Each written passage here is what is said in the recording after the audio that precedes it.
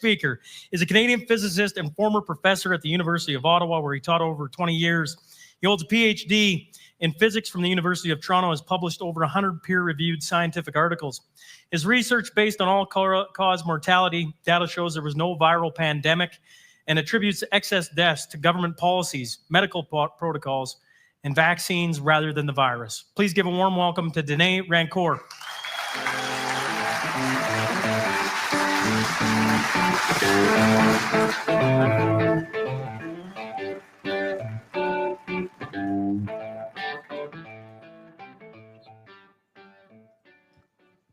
This is going to be difficult. I have to use both hands. And I'm worried about falling off the stage when I look back at my own slides. So here goes. Yeah. That should be on, right? Nothing's happening. Yeah, that's on. All right, first slide, please. Yeah, that's an obvious one. Okay. This is the short title of my presentation, Mortality. And I do forensic epidemiology. That's what I do. I try to get to the bottom of what's happening on the basis of data. Oh, I'm supposed to click. Which way do I click? There it is. That's the fancy title of the presentation. And that's your speaker. And this is just to say that I had the occasion to talk with this gentleman, and I had the occasion to... I was able to express some of my more radical ideas, and he was able to hear them, and I think I may have had a small influence on some of his thinking. So I'm very happy about that. And this is the nonprofit organization that I do all my work with, and with various scientists and so on. So all of our research is there. The two main people who have been involved in this presentation and the data that I'll be showing are Marine Baudin and Joseph Hickey. And we have a large website where we have many large reports, hundreds of pages each report. And so far in the COVID area, we have done 24 detailed science reports. Some of them are like 400 pages. Lots of graphs, lots of things. It's just an enormous amount of data, which even government scientists are not looking at, but they should be looking at it because it's very important. And this is a plan of the presentation. Very quickly, I'll talk about Canada, the Canadian data, mortality, and so on. I'll move on to Alberta, and I'll give you some conclusions. And this is the type of data that I've been analyzing.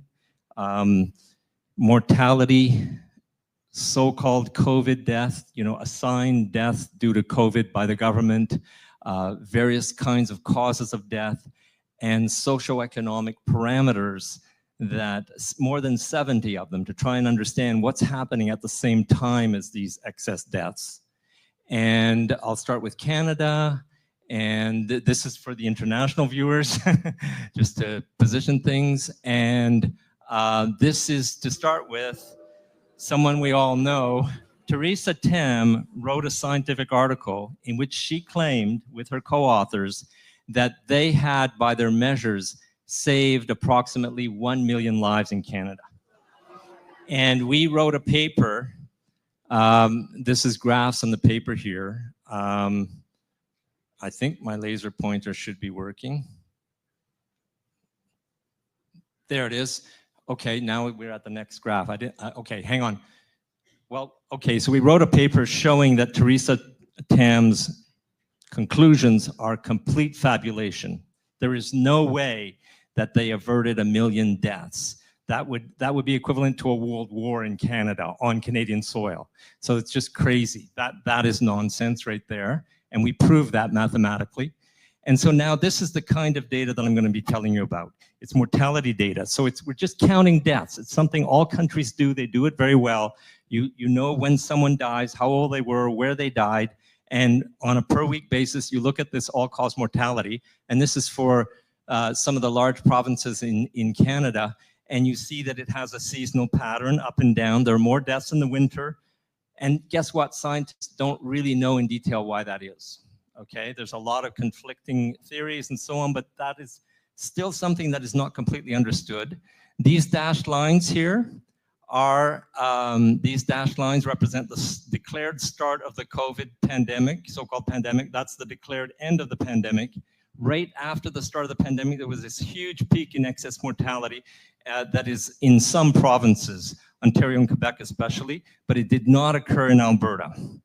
And whoops, what was that? This is the Canadian data, but now on a per age group basis. So older people die more, you can see that here. And I'm trying to flip to the next slide. This is to show that we've studied all these socioeconomic parameters with very sophisticated statistical techniques to look at correlations and things like that to understand what is, we're trying to understand. We're doing forensics, we're trying to see what's going on. This is to show that in Quebec, there was this huge peak of mortality. Whoops, oh, I see what I did. I advanced the slide instead of pointing. And now I'm trying to get back. And it's not going back to where I was. There it is. Someone's helping me out there. Okay, so this is Quebec. Montreal had this huge peak of excess mortality. They were killing elderly people in hospitals and care homes. As soon as they announced the beginning of the pandemic, it was like giving a free hand to all these medically eager staff who decided that, you know, there was this pandemic and we have to do something to help them. And the something they did actually killed an awful lot of people. So those deaths occurred only in Montreal. Everywhere else in Quebec, there are no deaths of that type. The same happened in Toronto, but virtually nowhere else in Ontario. New York City had these kinds of deaths, but almost none everywhere else in the US, and so on. So this is right away we said that is, a virus doesn't wait for you to announce a pandemic and then decide to start killing people. That's ridiculous. This is a political decision, and it has political consequences, and that's the consequence in mortality. And so we showed that. And now I want to show you how the method works. The light blue here is the, damn, I did it again. I'm really sorry about that. Oh, could you get me back to that other slide? Oh, darn, can you guys do it or am I doing it? Okay, here we are. Oh, I moved back again. Okay, here we are. Okay, so you've got all-cause mortality in light blue. The dark blue there is our clever theory to propagate what the mortality should have been into the future. So we're using the reference period of 2015 to 2019, and then we project forward what mortality should have been, and it's lower than what it actually was. And the difference is what we call the excess mortality in brown below there. And you can project back as well, and you can see that our theoretical understanding, our modeling is very good. This is a technique that we developed, and that's excess mortality on the bottom there. You can see this little, there's a lot of detail here. See that little peak? That's a heat wave that occurred in BC and it killed people. That's the kind of thing you can see in this kind of data. So now you can also see winters that are more severe and winters that are less severe before the COVID period starts here, and then you see all this excess mortality. So this is a blow up of that excess mortality.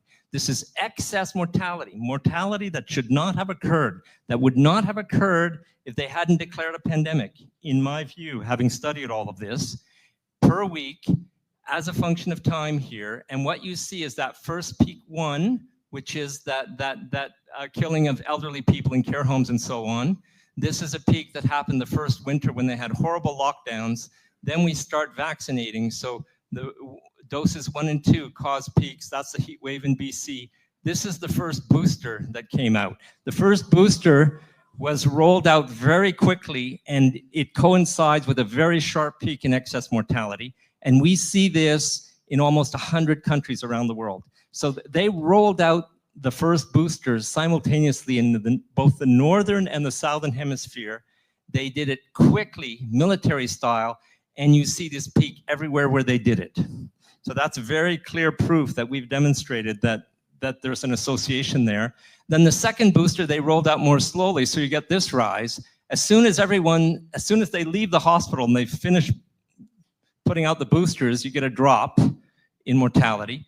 Then they come out with a third booster, and then you get a drop when they're done. And so there's this sawtooth pattern that coincides, that is synchronous with the rollout of boosters. That's what you see in the excess mortality. You can express that excess mortality as what we call a p-score, which is a percentage of the deaths that normally would have occurred that week in this jurisdiction, the percentage of death that occurs. So this is what it looks like for Canada. This is what it looks like blown up and compared to the actual vaccine rollouts. So every time, whoa, I did it again, sorry. Oh man. Oh, I'm gonna have nightmares about this. Okay, so every time they finish rolling out a vaccine, you get a drop here. And when they stop killing people in the old folks home because they've done enough, you get a drop. And when the winter's over and they loosen up on the lockdowns, you get a drop and then they start vaccinating. So you can see that there's a relationship between the excess mortality and the vaccination. This is the excess mortality for Canada, but for the age group 0 to 44 years. And you can see that as soon as you start, you declare the pandemic, you rise up to a higher level of excess mortality. And then beyond the official pandemic, it just stays there. This is what we call persistent excess mortality, and we see it in all the Western countries. The Western countries continue to have excess mortality beyond the end of the pandemic. This is the same thing shown on a different scale.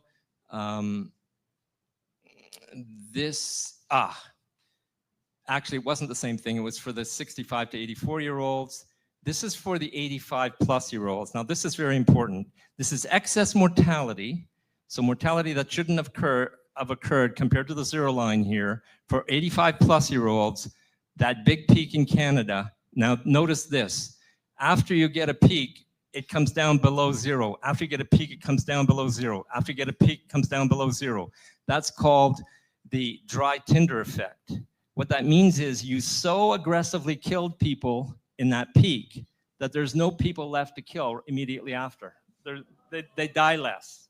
So this is a forensic demonstration that these were assaults against elderly people. This is the proof that these were clearly assaults. And so after this wave of death, there's just less people to die in the coming weeks at that age. Okay. This is to show that you can actually quantify all of this. So in Canada, it's 81.6 thousand excess deaths during the COVID period alone. And after the COVID period, you continue to have about 26,000 deaths per year of excess mortality. It just continues, okay? We'll do the same thing for Alberta in a minute. Okay, this is a comparison between the all-cause mortality, the excess all-cause mortality, and the government claimed COVID deaths in black. And what we see is if you take the difference, they agree when they're saying that these are COVID deaths because they were respiratory deaths because they were elderly people. And when you stress out and assault elderly people, they usually die of respiratory pneumonia. So there's a coincidence there. And then you get a situation over here where this brown line is negative, which means there are far more COVID deaths declared than actual excess mortality. Okay? So they're declaring more COVID deaths. So what that would have to mean, if you want to believe them, is that the COVID is causing the other causes not to cause death. Okay, that's the situation you get in. And then later on, they admit they're not declaring COVID deaths anymore, but you continue to have these spikes in excess mortality that are temporally associated with all the rollouts that just continue. Okay, that's what's going on there. Then you can calculate the number of years of life lost that correspond to this excess mortality. You can do it on a per week basis for males in Canada. You can do it for females in Canada. You can calculate the total. And in Canada, 1.5 million years of life were lost because the government assaulted us. In Alberta alone, 315,000 years of life were lost in the COVID period. In Alberta, the P-score, which is the percent higher death compared to normal, is almost 15%. It is the highest in Canada. No other province has such a high number. So these are these high P-scores for the different provinces. Here's Alberta. Saskatchewan is also high. Newfoundland is also high. All the other provinces are lower. Why is that? Well, let me show you a graph, another graph. This is the GDP per person in the energy and mining sectors for the provinces. And so you have high values for Alberta and Saskatchewan and Netherlands, only those. That's where all the big excess deaths were. You shut down an economy where a lot of people are working and their lives depend on it, and a lot of people die. So now more specifically in Alberta, this is what the by age mortality looks like. This is what it looks like if you normalize it to the number of people in that age. So the older you are, the more chance you have of dying in the coming year. I'm sure you know that, but it actually follows a mathematical law, an exponential law that's been known for about 100 years, and there still is not a good scientific explanation as to why that law and why the doubling time of that death is about 10 years. So just to show you that science doesn't know everything. This is the quantitative method for Alberta.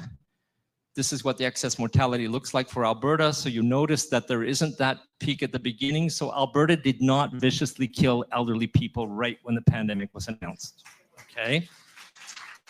They waited a bit. And in the first winter, they had vicious protocols and lockdowns and everything, and it really was a disaster here, this big peak.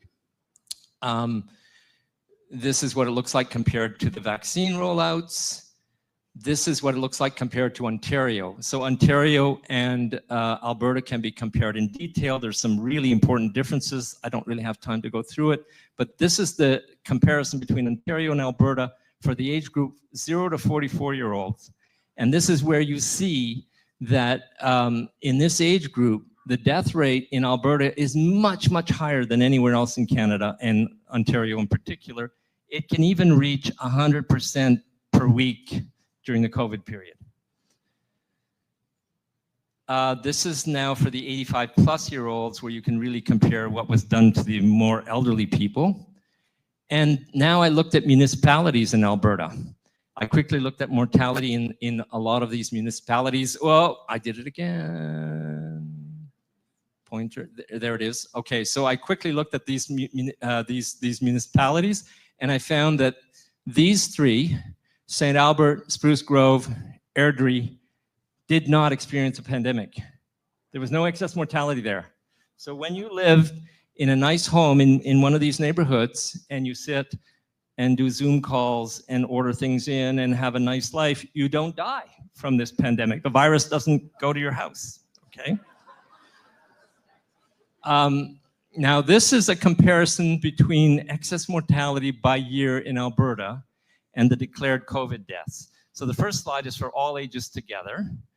The next slide is for 65-plus-year-olds. So you see that in the first 2 years of the declared pandemic, there's agreement between what I'll call respiratory deaths, what they're calling COVID deaths, and the total excess mortality. Then if you go to younger age groups, you see that there's a lot of causes of death other than COVID necessarily. And if you go to the really young age groups, like 18 to 44-year-olds, there's virtually no declared COVID deaths, according to the government, yet a huge death rate for these young people, 1,000 deaths per year extra that should not have occurred. If you go down to even the 0 to 17-year-olds, you still have about 100 extra deaths per year that you shouldn't have that cannot be due to COVID, according to the government's own data. So what is causing these deaths? That's the question. So I want to just pause and read this very important statement. One of the greatest medical researchers in the modern era was a Canadian. His name was Dr. Hans Seeley. He worked at McGill University in Montreal. He is the father of the scientific study of psychological and biological stress.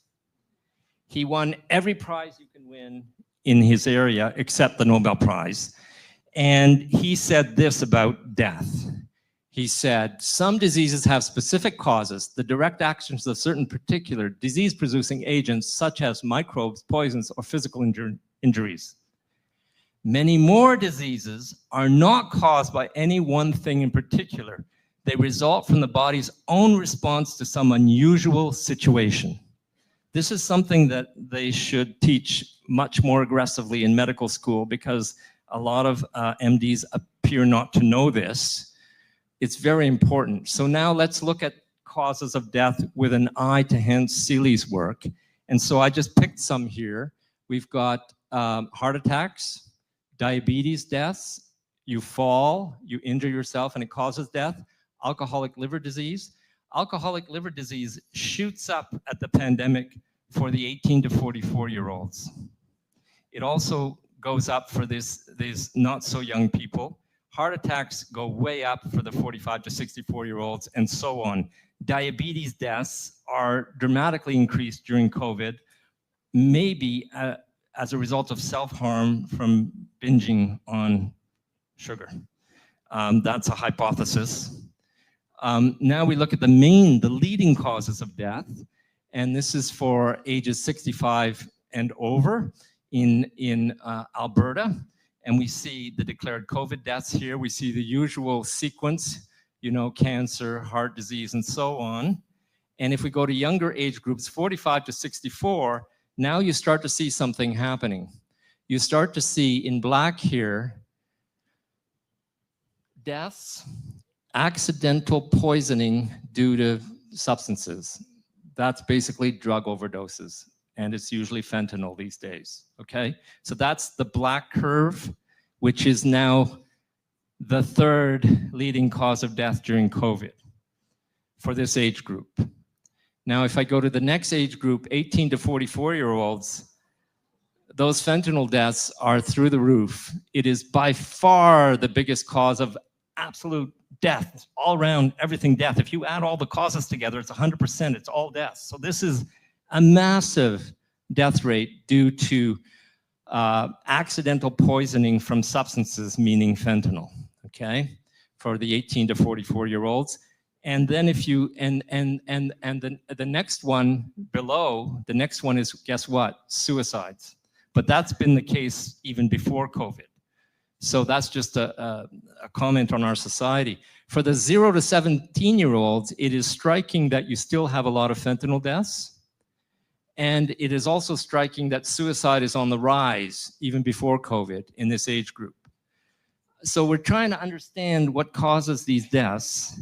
And the main correlation that I found is with the price of crude oil.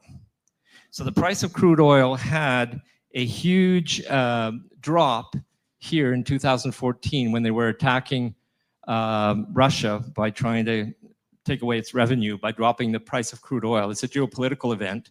This is also a geopolitical event. It's called COVID event. Big drop there, okay? And if you look at 30 to 39-year-olds, all-cause mortality by the population of those ages, and you have those two dates here, you see all-cause mortality raise and then rise again in conjunction with these incitements due to the drop of crude oil. And the same thing is true of 20 to 29-year-olds. And now this is a very important slide. I'm just going to spend a moment on this. This shows unemployment rate in 3 provinces as a function of time since 1975, okay? So there's a first huge rise here, 0.1. That is around 1982 when China was brought into the capitalist trade system by the USA. China joined the world trade, the US invested in China big time, and there was huge unemployment increase in the Western world, in the US and Canada in particular. Then here, now every time there's big increases in unemployment, there's increases in mortality, especially of workers and so on, and the people they depend on. And here, the second event of increased unemployment is the dissolution of the USSR. When the USSR fell apart in 1992, that had a huge effect on our lives because the US decided that it could now own the world, and it aggressively increased its globalization. So US corporations just basically took over much of the Western world, and that caused huge increase in many places in unemployment. The third event here is the 2008 financial crisis. This is that first drop in crude oil that I told you about. So you see that it causes unemployment in Alberta, but not in these other provinces. And then the COVID geopolitical event causes unemployment everywhere. They closed everything down. So this is how you can start to understand these things. What I'm trying to say is our lives and even our health is dramatically affected by geopolitical events. These are huge forces that by a multitude of mechanisms dramatically affect our lives. And so in conclusion, COVID was a large-scale coordinated societal assault. And it had all of these consequences in terms of what they were doing to us. As a result, there is chronic biological stress and trauma from that assault. And this has a huge impact on your individual biology. It can make you sick in a whole multitude of ways. And therefore, as a result of that stress, there are immediate deaths of the sick and elderly through pneumonia. And I wrote a whole paper to explain that pneumonia doesn't even have to be transmitted. It can be self-infection from the biota that are already in your lungs. And so people can just develop pneumonia. If you stress them out and you isolate them, they will die of pneumonia, and that's what happened. And the midlife adults, heart attacks and so on, midlife adults and younger people, a lot of addictions and self-harm behavior. But the point you have to understand here, the final point in my conclusion is that the changes that were imposed during COVID became permanent. How they treat the elderly, mistreat the elderly in care homes and hospitals has become their permanent practice. They isolate them, they treat them like they can be contagious or they can catch something. They give them flu shots, they give them COVID shots continuously, and all the usual pharma treatments. This was increased during COVID, and that new regime has been maintained. So we're continuing to kill elderly and frail people in this way. That's part of the explanation of this persistent excess mortality. The other part is that when you have a lot of people who take on harmful self-harm behavior, this becomes part of their habits, and they can become addicts. And even if they don't, it's part of their habit to cope. It's self-medication, and they can by accident die. And I think that's a big part of it, and you see it in the younger age groups as well. So as a result of COVID, this huge impact that it had on our society for many years, a lot of the changes that were imposed by that have been kept, have been maintained. So we have to ratchet back the horrible treatment of elderly people and say, to hell with your ideas and your theories about health and about disease and about contagion. We are not going to isolate our elderly. We're not going to treat them inhumanely this way.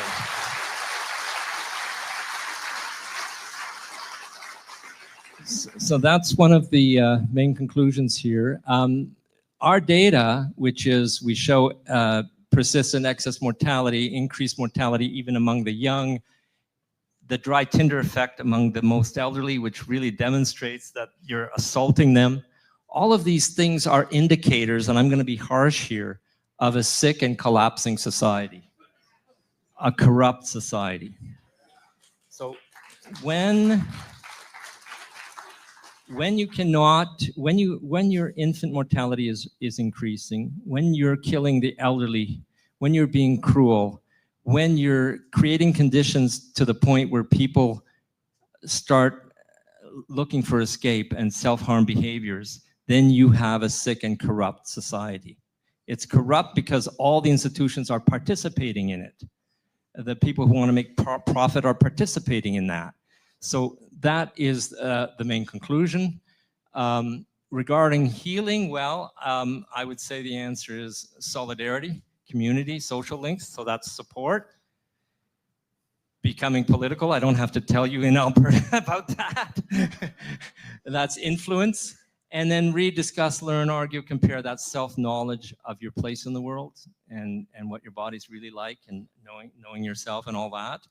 And this is something that I cannot not say. I have read a lot of scientific papers that demonstrate that the single thing you can do in the Western world to increase your health is to walk at least 30 minutes a day. It's just incredible. So there are serious, peer-reviewed, many scientific papers that demonstrate this unambiguously, that this will increase your health more than whatever you eat, whatever medications that is helping you with high blood pressure. All of these things are not beneficial compared to simply walking at least 30 minutes a day. So I felt I need to say that because some of us forget to do it. And the final thing is, please read my latest report, January 29, 2025. It's about infant vaccination programs. It will blow your mind, because in that report, I explained the degree and the depth to which the pharma system and the medical establishment are corrupt. And you cannot believe anything they say. And the so-called controlled medical trials that show a benefit to these vaccines are completely fabricated. They're concocted. They're corrupt. You cannot believe it. And I demonstrate that in some detail in this article. So if you're into reading that, you're welcome to. Today, we're up against time. Any final thoughts before we... Okay, well, my final thought is what this gentleman said. All of this was orchestrated. There you go. Dr. Denis Rancourt. I give you this? Nope, take them both. Yep. If anyone...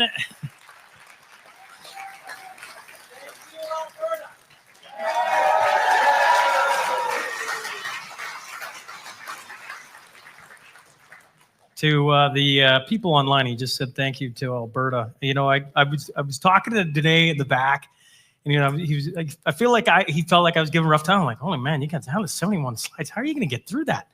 And watching him go, I'm like, oh, that's how he's going to get through it. But if you were like trying to hold on as fast as as much as I was to the bullet train that was Denis Rancourt running through 71 slides, I'm told at injection.